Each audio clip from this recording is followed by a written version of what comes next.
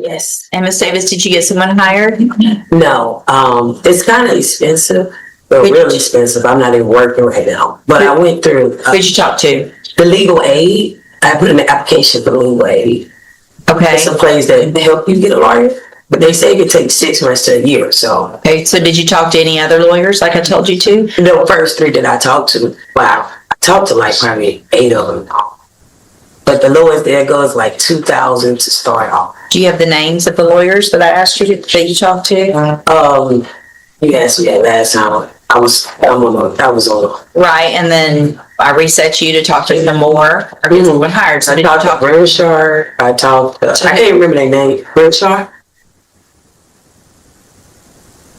There's one that's Brothers. Why wouldn't you write that down and bring it?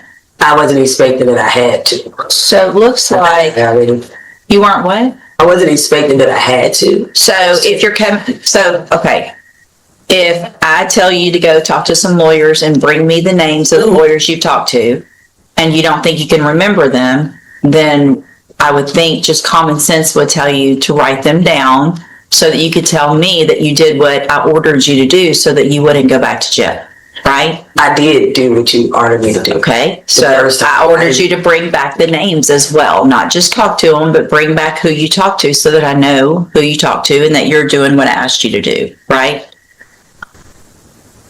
Right. The cheapest ones that I've given you the last time I was here is the main ones that I was looking into. Okay. But when you left last time, I gave you specific instructions. Okay. Right? Right. Okay. So, are you wearing your drug patch? Yes, ma'am. So it looks like back on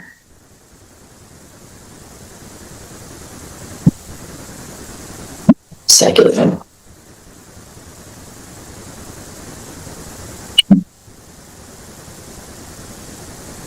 So you tested positive since you've had that drug patch on for methamphetamine. What is that? What does that mean? I don't. But with the patch? Mm-hmm. Looks like you tested positive for methamphetamine, cocaine. Hold on. Let me print it out so I can read it better.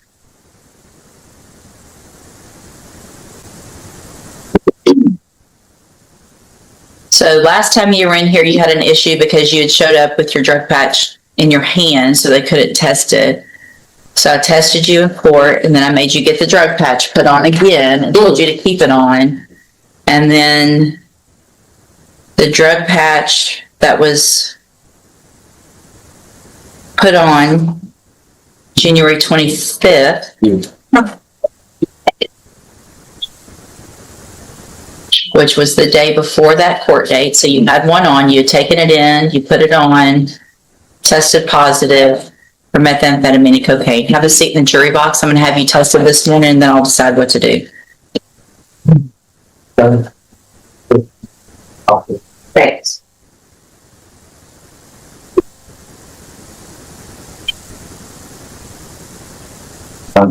Actually, come on, ma'am. Come on back up here. I know what I'm going to do.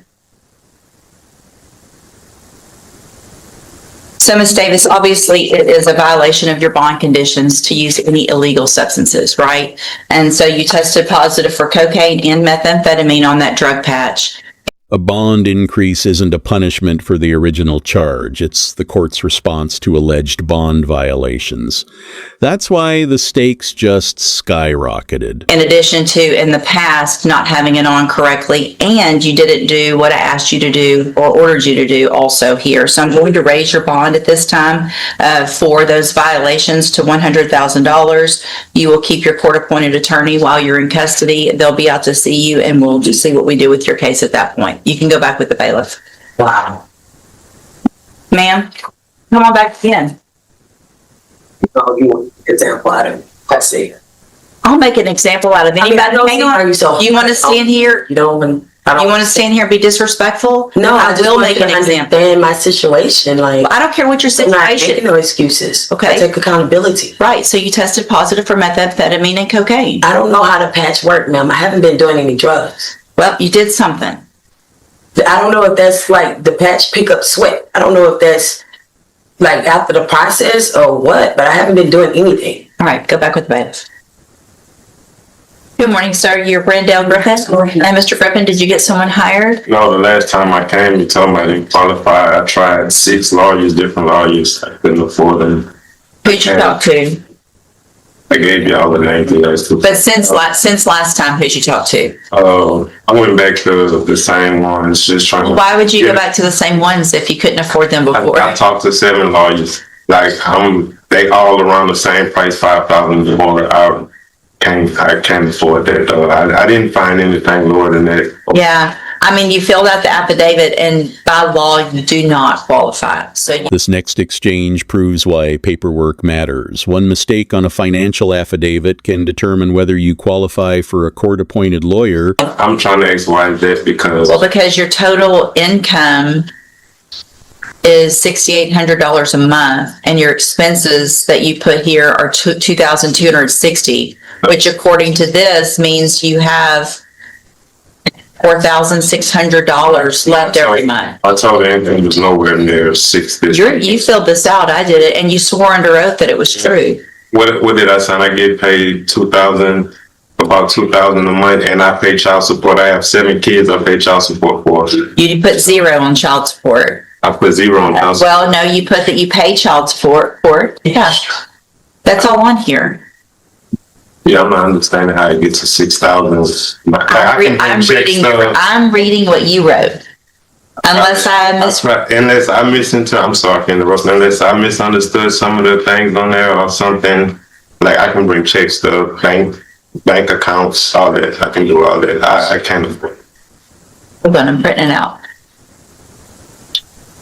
I was ready to finish this case, and like, I have evidence, the girl to indicate. I don't need to get it. I can't talk to you about that, but say, tell me.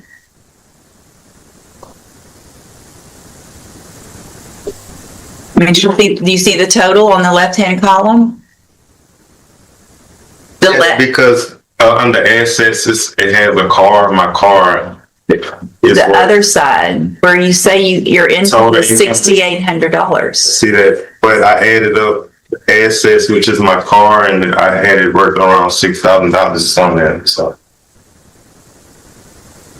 I just added that number to that. The judge caught the error, corrected it, and changed the outcome. Accuracy matters, and sometimes one honest clarification can completely change a case. Like I said, I must have did something wrong. I don't know. But so you make how much a week? I make like $18 an hour. I get paid bi-weekly. My check be like $1,200, $1,300. So bi-weekly about $1,200 or $1,300. So total monthly is about $24. Okay. All right. So then, based on that, you do qualify for a court-appointed lawyer. So I'm going to make that notation on here.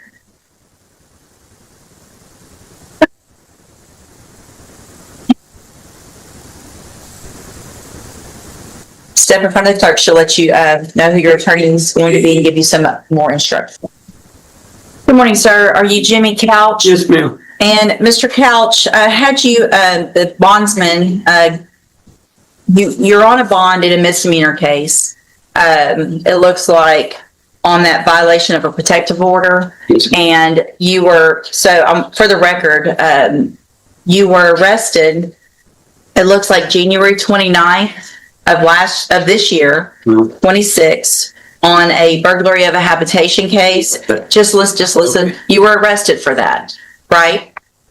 Well, I'm really not sure what I was arrested for. Okay. My ex-wife.